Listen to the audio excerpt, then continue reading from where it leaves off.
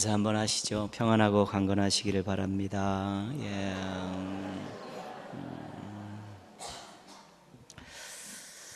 이번 주 요절은 그 어린이 주일 요절입니다. 마태복음 19장 14절. 아이들에 대한 것이고 천국과 연관되어진 말씀인데요. 같이 한번 암송하겠습니다. 시작.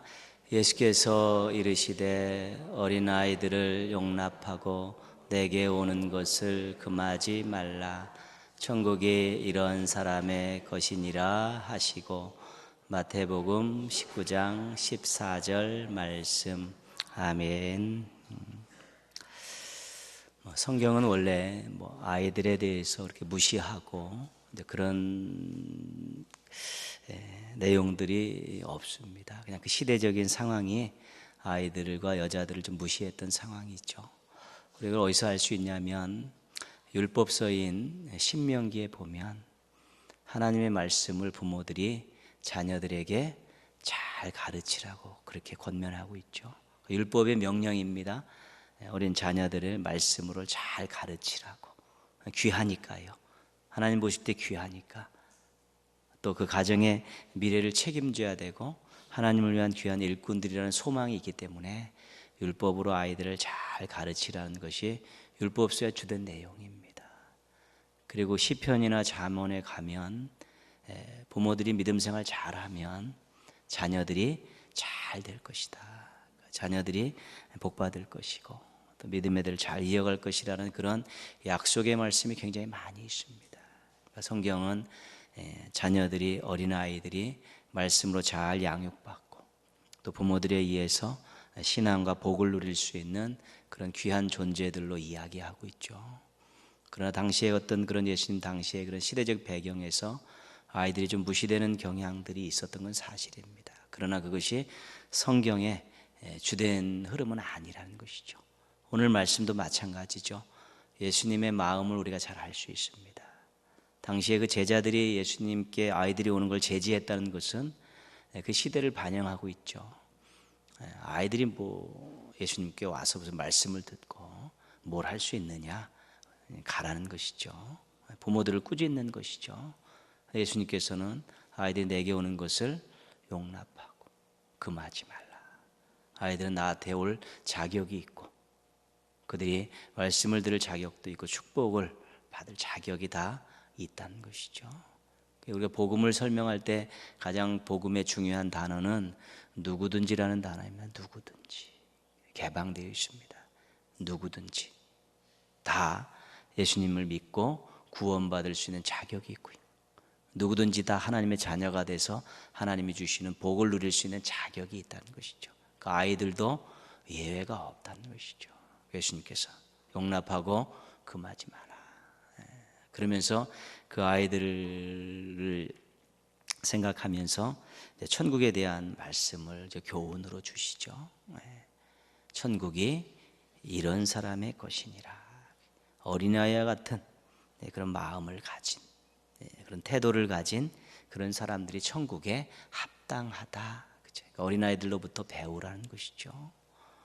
두 가지만 말씀드리면 아이들은 어머니에게 모든 것을 다 걸고 사는 그런 단순함이 있습니다. 엄마 최고, 엄마 품 안에 앉으면 천국, 이런 것들이죠. 그리고 거짓을 모르고 정직하게 보고 말하는 그런 순수함, 이런 것들이 우리가 신앙과 연관되어서 아이들에게 찾을 수 있는 것이죠. 우리 신앙인들의 용어로 바꾸면 오직 예수, 마음이 청결한 자, 그런 것이죠. 마음이 청결한 자가 어떻게 된다고 그랬습니까? 하나님을 볼 것이라고 그랬잖아요. 하나님을 볼 것이라. 그래서 어린아이에서 배워야 될 신앙인들이 중요한 것들, 오직 예수, 엄마밖에 모르는 것이. 엄마는 오케이 만사, 그죠? 그 품을 안기고 그 젖을 먹으려는 그런 것도 오로지 오직 예수의 그런 마음, 그런 단순하지 또 그냥 순수한 그런 마음들, 깨끗한 마음들, 이런 것들이 어린아이들로부터 배워서 천국 백성다운 면면을 보이고 살라는 것이죠.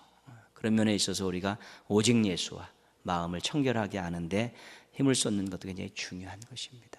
신앙적인 것, 삶에 대한 부분들, 이런 부분들도 다 연결이 되어 있는 것입니다. 그래서 우리가 영적으로 어린아이 같은 모습을 갖는 것 중요한 것이지요. 육신적으로는 어쩔 수 없습니다.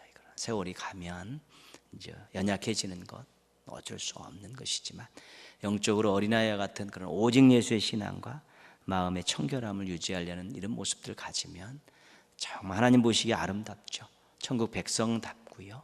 정말 하나님을 기쁘시게 할 수 있고, 또 그런 신앙, 그런 태도들이 실은 주변에 있는 사람들과 공동체에 큰 영향을 미칠 수 있는 것입니다. 육신적으로 우리 모두가 또 이렇게 연로해지고 연약해지지만, 영적으로는 어린아이 같은 모습과 태도를 잘 견지해서 우리 하나님을 기쁘시게 해드리고 주변에 있는 사람들을 행복하게 하는 우리 멋진 천국 백성들 되시기를 주님의 이름으로 축복합니다. 예. 엘리야와 아합에 대한 세 번째 말씀입니다. 세 번 만났기 때문에 세 번 말씀으로 정했는데요. 첫 만남은 수년 동안 비도 이슬도 없을 것이다. 첫 만남은 엘리야가 일방적으로 아합에게 하나님의 말씀을 통보한 그런 내용이죠. 그 말씀을 선포하고 도망갔습니다. 그래서 그리시네가와 사르밧 과부 집에서 3년간을 머물게 되죠. 그때 엘리야는 영적 훈련의 기간을 보냅니다.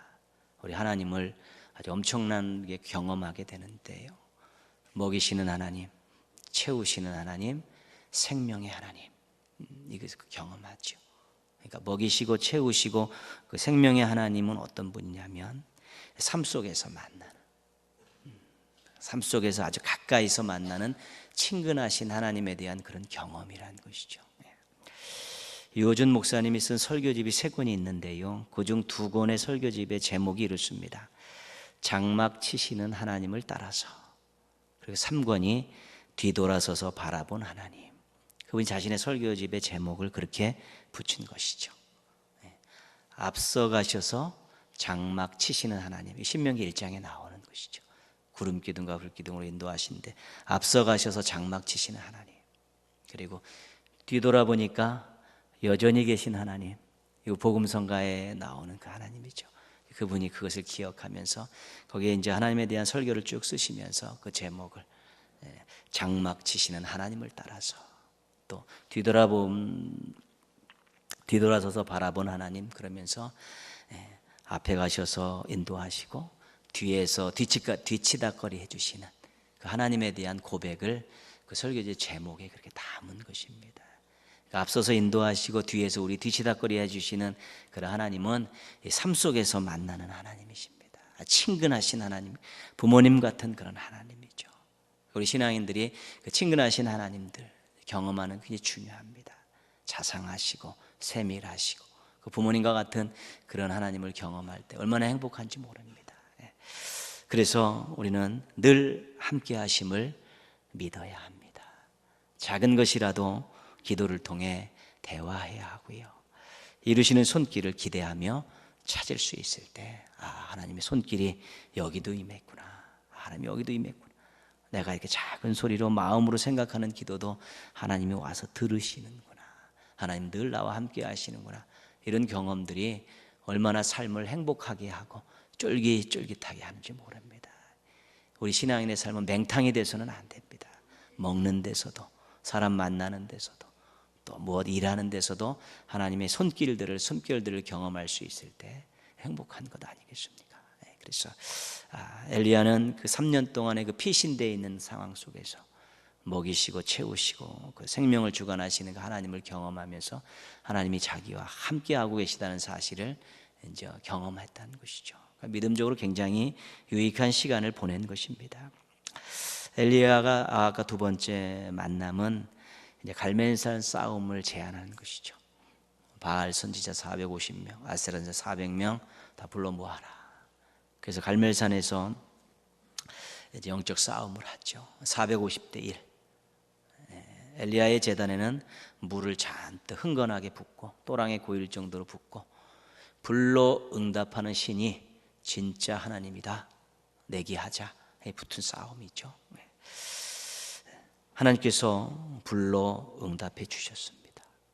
그리고 바알 선지자들 전부 다 죽였습니다. 그리고 나서 하늘에서 비가 쏟아지기 시작했습니다. 그래서 이 두 번째 만남에서 엘리야는 불로응답하신 하나님, 비를 주관하시는 하나님, 이 하나님을 확실하게 이제 눈앞에서 경험하게 된 것입니다. 우리 지난주에 빗속을 달리는 엘리야에 대한 얘기 하지 않았습니까? 비가 막 쏟아지니까 달려가서 아합 그 마차 앞에 막 뛰어가는 그런 엘리야의 모습 보면서요, 불로응답하시는 하나님, 비를 주관하시는 하나님, 전능하신 하나님, 창조주 하나님을 엘리야가 그 갈멜산 전투에서 경험하는 것이죠. 이거는 능력의 하나님이기도 하고 승리를 주시는 하나님이기도 한 것입니다.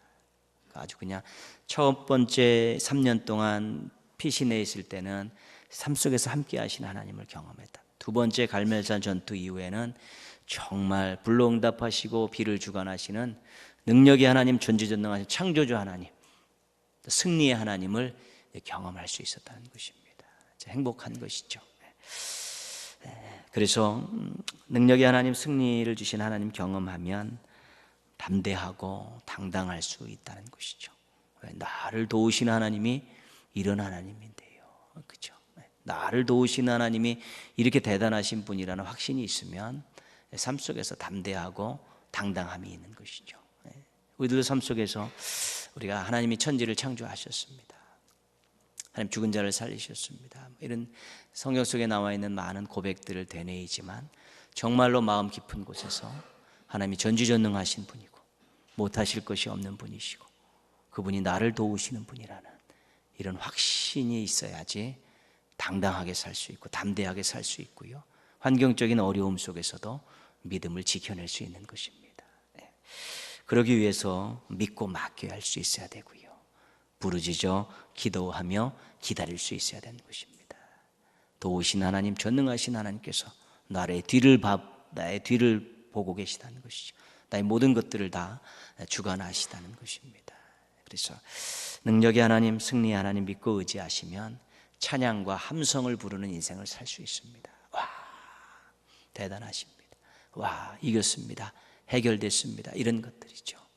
우리가 그런 하나님께 기도하고 할 수 없는 그런 일들을 하나님께서 역사하시고 능력으로 해결해 주시는 일이 있을 때, 우와, 해주셨습니다.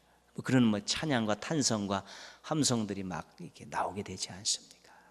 세밀하게 응답하심을 통해서 우리의 마음을 잔잔하게 감동시키는 하나님이시기도 하지만 놀라운 능력의 역사를 통해서 우리가 막 함성이 나고 탄성이 나올 수 있고 찬양이 울려 퍼질 수 있게 하는 그런 하나님이시기도 한 것이지요. 그런 하나님을, 멀리 계신 하나님, 또 가까이 계신 하나님, 능력의 하나님, 또 사랑의 하나님, 이런 양자들을 다 이렇게 경험하게 될 때 신앙생활이 행복한 것입니다. 즐거운 것이죠. 마음 깊은 곳에서는 잔잔한 감동이 있고 입에서는 찬양과 탄성과 함성이 막 솟아나는 이런 부분들은 우리들이 얼마든지 경험할 수 있고 경험해야 되는 것이고요, 정도의 차이는 있지만 다 해야 되는 것입니다. 이것은 그래야 신앙생활이 재미있고 하나님이 살아계시다는 것을 우리가 분명히 증거하며 살 수 있게 되는 것이죠. 그런 하나님을 경험할 때 어려움을 당하는 사람에게 이야기할 때 어떻겠습니까? 나도 그랬다. 근데 우리 하나님이 손 대시니까 해결되더라. 나도 정말 어렵고 힘들었다. 기도하니까 하나님께서 한 말씀 해주시니까 해결됐더라. 이런 부분들이 간증, 이 간증을 통한 복음 제시, 이런 것들이 얼마나 행복한지 모르는 것이죠. 그래서 가까이 계신 하나님, 또 능력의 하나님, 이 하나님을 엘리야는 이 아합과의 만남을 통해서 계속 경험되는 것이죠. 그러니까 주님을 사랑하고 주의 일을 하다 보면 하나님의 새로운 면들을 자꾸 경험하게 되는 것입니다. 그래서 믿음이 요동치고 성장하고 또 하나님에 대한 신뢰가 더 굳건해지고 하나님을 더 사랑하게 되고 그렇게 되는 것이죠. 엘리야의 아합과의 두 번째 만남을 통해서 그렇게 하나님을 경험하면서 그가 정말 멋진 그런 모습들로 달려오게 된 것입니다. 그런데 이상한 일이 생겨나죠. 이 모든 이 갈멜산에서 있었던 모든 일을 전해들은 이세벨이 엘리야를 협박을 합니다. 죽여버리겠다. 이세벨의 협박입니다. 너 가만 놔두지 않겠다. 그렇죠. 근데 실은 아무것도 아닙니다. 아무것도 아닙니다. 예전에 엘리야의 모습 가지고는 아무것도 아닙니다. 아합 왕의 앞에 섰던 엘리야의 모습, 갈멜산 정상에 있었던 엘리야의 모습으로는 이런 협박 가지고 꼼짝도 안 해야 되는 것이 정상입니다. 그런데 도망쳤습니다. 로뎀나무 아래 가서 하나님께 죽고 싶습니다, 죽여주십시오라고 막 처절하게 부르짖어 기도했습니다.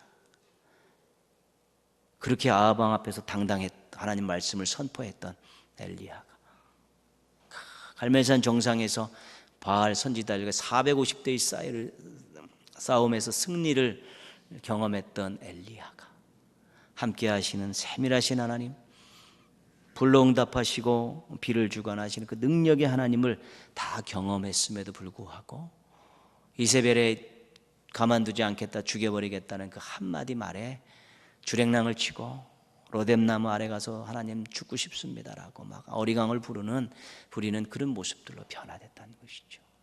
왜 이런 일이 생겼을까요? 우리들도 얼마든지 경험할 수 있는 것입니다. 어쩔 때는 막 충만해가지고 주님을 위해서 막 생명까지도 바칠 것 같은 그런 모습으로 고백하고 주의 일을 하던 때가 있었는데, 어쩔 때 코가 쭉 빠져가지고 정말로 가슴속에 아무것도 남지 않고 머리도 하얘진 모습들로서 초라한 모습으로 내가 왜 이런지도 모르겠다는 모습들로서 막 계속 수렁으로 빠지는 그런 경험들, 기도줄 잡히지 않고요, 말씀 귓전에 들리지도 않고 예배 시간이 따분하고 그냥 가고 싶은 마음들 들고 말씀 한 절 보기가 왜 이렇게 힘든지, 봉사하라고 오라면 짜증이 나고 막 이런 순간들이 막 있다는 것이죠.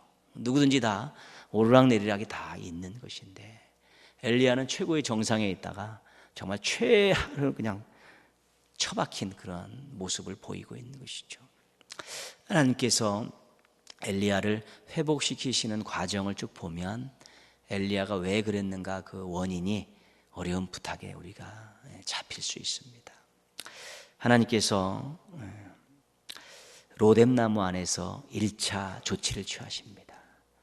로뎀나무에서 어떤 조치를 취하시냐면 엘리야를 재우십니다. 자라. 그리고 천사를 보내셔서 안마를 합니다. 주물러 주죠.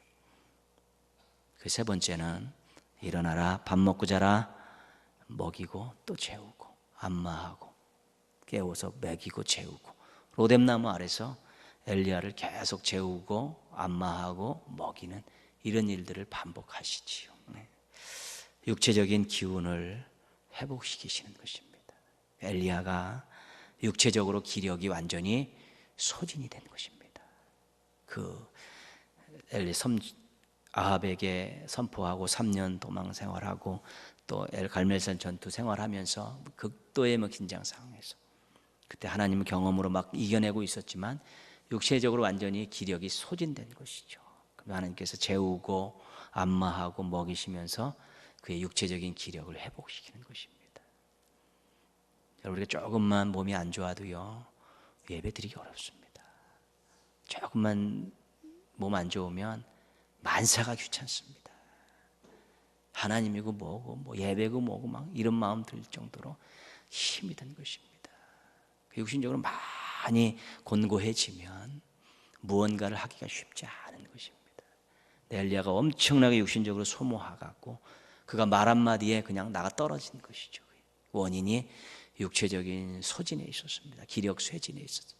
하나님 그걸 아시고 재우시고 먹이시고 안마하시면서 계속해서 회복시켜 주시는 것이죠. 호렙산에서 2차 조치를 취하십니다. 내가 어찌하여 여기 있느냐? 첫 번째 물으시죠. 그랬더니 엘리야가 쩌렁쩌렁 다 조곤조곤 얘기합니다. 내가 이렇게 싸워서 이겼는데요, 엘리 막 다 얘기하죠. 다. 그러냐? 그 대답을 다 하나님 들으시죠.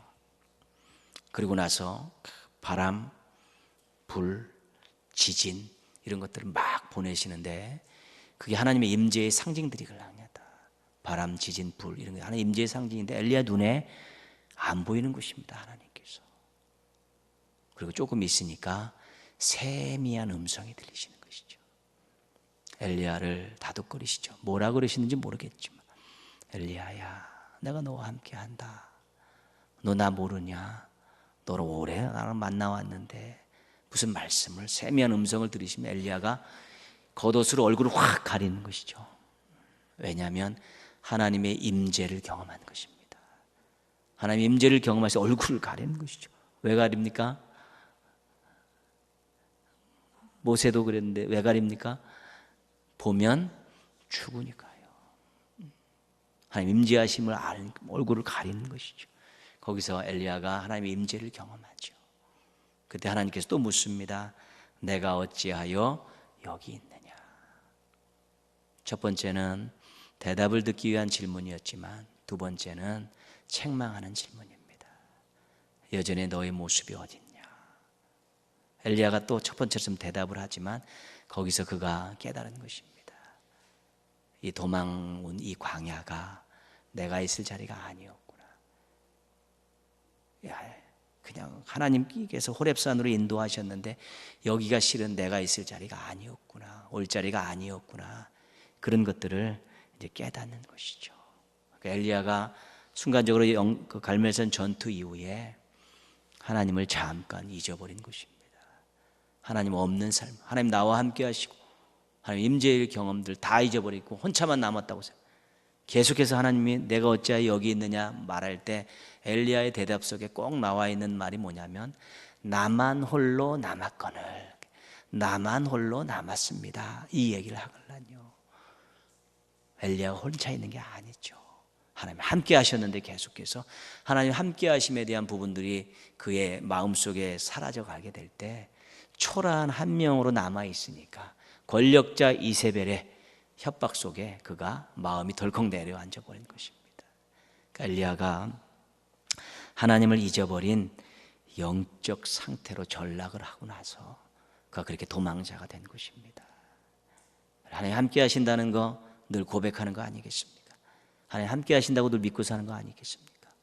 그런데 어느 때는요, 하나님 함께 하시지 않는 것 같은 마음이 들 때가 있습니다. 너무 힘들 때, 곤고할 때 그런 얘기 듣죠. 그리고 어떤 상황에 대해서는 하나님이 함께 하시는 것 같지 않다는 생각이 들 때 그때 마음이 무너져 내리는 것입니다. 나 홀로 남았구나. 내가 이걸 어떻게 감당할 수 있을까?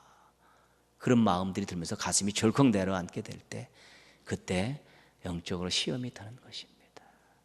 엘리야가 그걸 잊어버리니까 하나님이 호렙산으로 부르셔서 내가 어찌하여 여기 있느냐 이 세미한 음성을 들으시면서 나는 여전히 너와 함께 한다는 것을 확인시켜 주니까 엘리야가 영적으로 회복이 돼 가고 있는 것입니다. 하나님께서 엘리야를 삶의 자리로 돌려보내시면서 3차 조치를 취하십니다. 그에게 사명을 주시는데 3명에게 기름을 부으라고 하시죠. 하사엘에게 기름을 부어 왕 아람 왕을 삼고 예후에게 기름을 부어 이스라엘 왕을 삼고 엘리사에게 기름을 부어 후계자로 세우시라는 것입니다. 가라. 가서 아람에 가서 이스라엘에 가서 또 도단에 가서 엘리사에게 기름을 부어라 그렇죠. 하나님께서 역사를 주관하시기 위해서 왕을 교체하는데 엘리야를 사용하고 계신 것입니다. 엘리야가 갈멜산 전투에서 쾌승을 거두고 나서 비가 쏟아지면서 할 일 다 했구나 그런 마음이 찾아온 것입니다. 사명자가 새로운 사명에 대한 기대가 무너질 때 같이 무너지게 되어 있는 것입니다. 엘리야가 이제 나는 사명 없고 다 할 일 다 했다라는 순간적으로 방심하는 순간에 육체적인 소진되어 있죠. 하나님의 임재를 느끼지 못하죠. 그러면서 사명에 대한 것까지도 다 넘어져 버리니까 폭삭 주저앉아 버렸죠. 하나님께서 그에게 새로운 사명을 안겨주는 것입니다. 기름을 부어라. 내가 역사를 주관한다. 너의 후계자를 세워라. 그게 너의 가기 전까지 사명이다. 그가 병거 타고 하늘 올라가기 전까지 하나님께서 그에게 그 사명까지 다 맡기신 것이죠. 그래서 그가 사명을 다시 받고 돌아갈 때 다시 영적으로 회복이 된 것입니다. 우리가 사명을 잃어버리면요 참 힘들게 살 수밖에 없습니다. 직분하고 사명은 틀립니다. 직분은 일정 연령이 되면 내려놓는 것이지만요 사명은 끝까지 가는 것입니다. 그러다가 주님 나라 부를 때까지 나는 기도의 사명을 감당하겠다고, 축복의 사명을 감당하겠다고, 복음 전하는 사명을 감당하겠다고, 무언가를 하나님의 영광을 위해서 무언가를 호흡이 있는 한 해야 되겠다는 그 사명감을 잃어버리면요, 마음이 다 폭삭 주저앉습니다. 쓸모없는 인생이 된 것 같다는 생각이 드는 것이죠. 근데 할 일이 부지기수입니다. 상황에 맞게, 형편에 맞게, 건강에 맞게, 나이에 맞게 찾아서 하나님을 위해서 무언가를 해야겠다는 그 마음을 잊어버리면 평생 사명자로 살아야 되는데, 주님 부르실 때까지 사명자로 살아야 되는데 사명을 놓치면요, 자기가 쓸모없는 인생이라는 생각이 자주 드는 것입니다. 무언가를 해야 되는 것이죠. 중보기도실을 틀어지고 앉아서 1시간씩 기도에 사명하시고요, 누군가를 위해 축복하고 위로하 사명하고, 만나는 사람에게 복음 주부락도 한 장 나눠주면서 예수 믿으라고 이야기해야 되고요, 어려운 사람이 있으면 뭔가 음성서락도 하나 대접하면서 내가 위로의 사역락도 해야 된다는 그 마음이, 그 사명을 스스로 찾고 그렇게 해야지만이 내가 아직도 주님께 쓰임받는 인생이구나, 주님 부르실 때까지 난 주의 일을 하고 살겠다는 그런 마음들이 있을 때 육신도 영적인 상태도 늘 강건함을 유지할 수 있게 되는 것입니다. 엘리야가 육신적인 소진했습니다. 너무너무 소진해. 영적으로 하나님의 임재를 경험하지 못하는 상황에 있고 자기가 사명이 없다라고 생각하는 순간에 말 한마디에 도망자로 비참한 인생으로 전락해 버렸다는 것이지. 그러나 하나님께서 육신적인 힘을 주시고 임재를 경험케 하시고 새로운 사명을 주시니까 그가 이제 다시 용기 백배해서 살다가 하나님 나라로 올리움을 받는 것 아니겠습니까? 건강관리 잘 하십시오. 늘 잘 드시고 잘 주무시고 또 잘 하셔야지 주님 일 할 수 있고요, 또 늘 하나님 함께 하심에 대한 이 고백과 경험을 늘 잊어버리시면 안 됩니다. 하나님 나와 함께 계시다, 내가 무슨 일을 하든 어디에 있든지 함께 하신다는 그 확신, 그 고백이 살아있어야 되고요, 나는 주님 나라 갈 때까지 어떤 사명이라도 감당해야겠다는 한 모퉁이라도 붙들어야 하는 그런 모습들을 유지할 때 생명력 넘치는 신앙을 가질 수 있고요, 또 많은 좋은 영향을 끼칠 수 있는 삶의 모습들을 보여주실 수 있는 것입니다. 한 번 주신 인생인데 하나님께서 허무하게 살기를 원치 않으십니다. 이 땅에 발 디딛고 사느나 호흡이 있느나 정말 하나님을 믿고 의지하며 하나님을 위해서 무언가를 하겠다는 마음 가지고 그렇게 사실 때 육신적으로 연약한다 할지라도 또 영적으로 조금 무력하다 할지라도 다시 충만함을 유지하게 될 때 그 시간 순간순간이 절대로 아깝지가 않습니다. 하나님이 나와 함께 하시고 하나님이 나를 사용하시는구나, 내가 주님을 위해서 무언가 할 수 있구나, 이런 마음들이 들 때 우리는 가장 행복한 사람이 될 수 있는 것입니다. 무언가 먹는 것, 입는 것, 누리는 것들은요 이제 해볼 만큼 다 해보지 않았습니까? 거기서는 기쁨이 더 이상 없습니다. 한계에 도달한 것입니다. 이제는 주님과의 관계 속에서 그 주님의 임재를 경험하고 주님의 사명을 위해서 살아가는 그런 인생들이 될 때 정말로 행복할 수 있게 되는 것이죠. 엘리야와 같은 그러한 실족을 우리들도 얼마든지 할 수 있습니다. 그러나 늘 건강하게 잘 하시고 임재를 경험하시고 또 사명자로서 사셔서 늘 생명력 넘치는 모습으로 주어진 인생 잘 달려가시기를 주님의 이름으로 부탁드리겠습니다. 엘리야가 하나님의 심판의 말씀을 전달을 받습니다. 오늘 말씀 19절 말씀이 하나님께서 엘리야에게 주셨던 아합에게 전하라고 했던 심판의 말씀입니다. 같이 한번 읽겠습니다.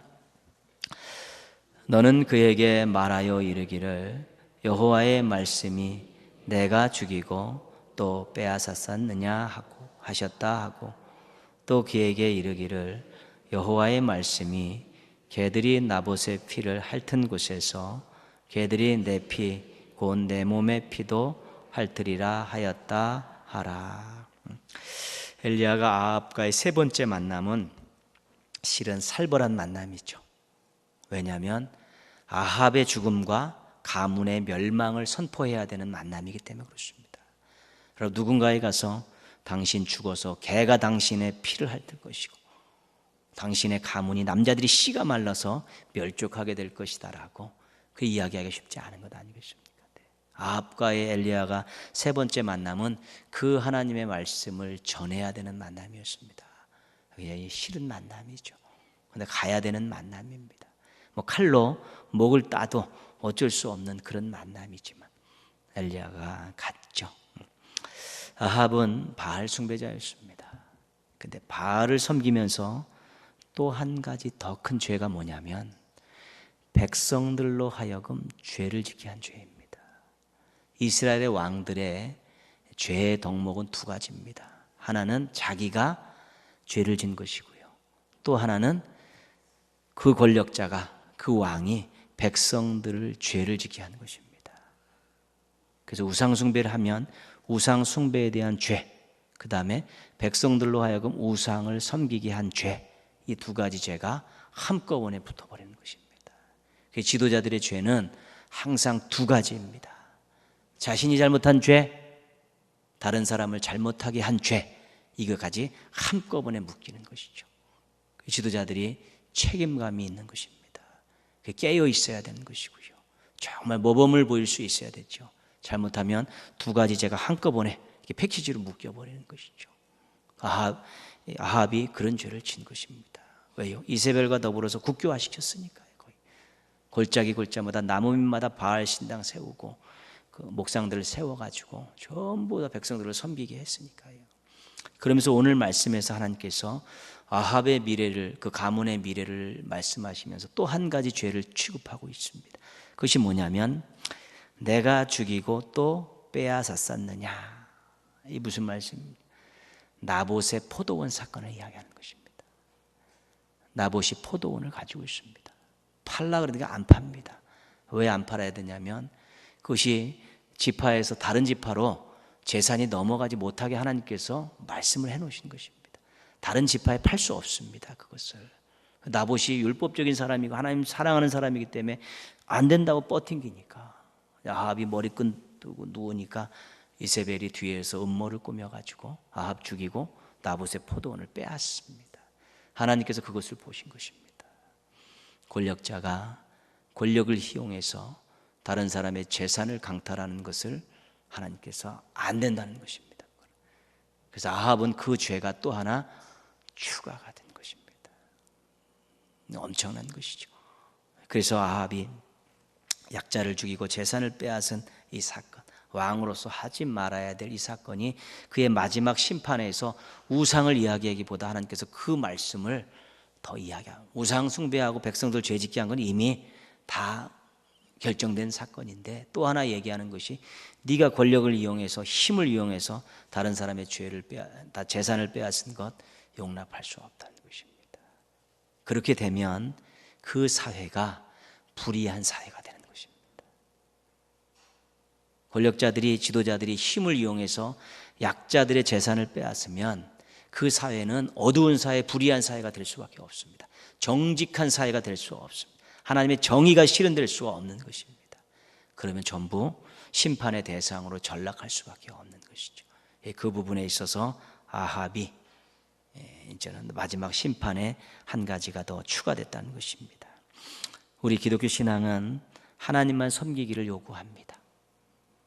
뭐 어쩔 수 없습니다. 창조주 하나님이시고 우리의 생명을 구원하신 구원의 하나님이시기 때문에 우리에게서 다른 신은 없습니다. 섬겨야 될 대상은 없습니다.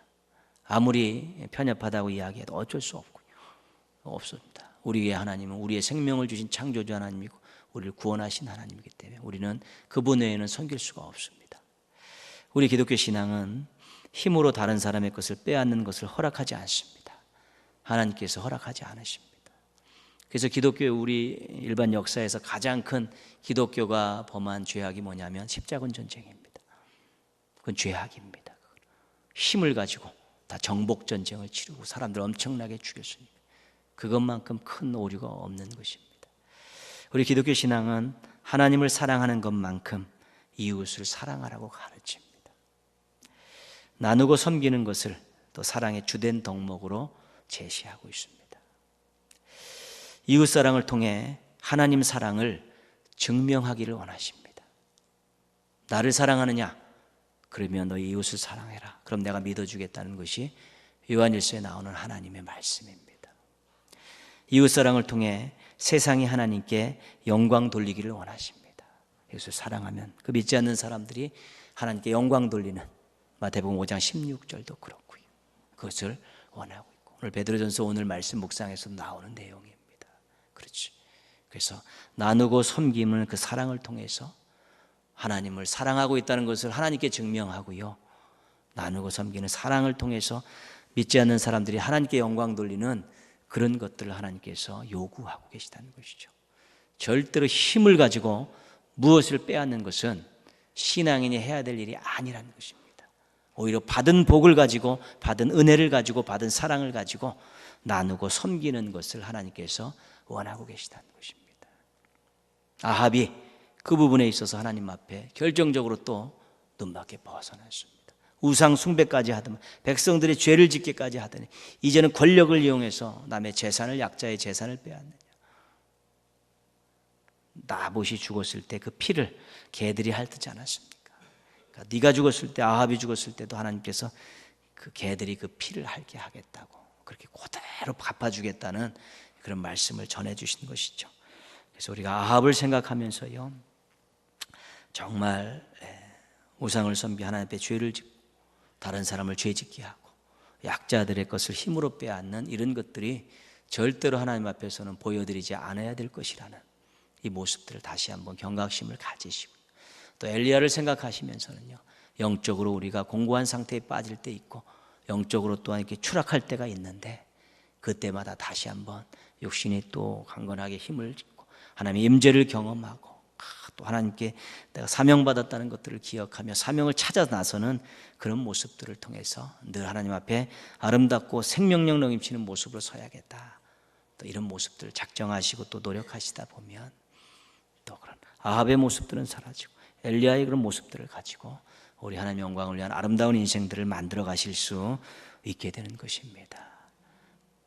야고보서는 이렇게 말씀합니다. 엘리야는 우리와 성정이 같은 사람이로되, 똑같은 사람인데 그가 기도했더니 3년 반 동안 하늘문이 닫혔고 기도했더니 비가 왔다.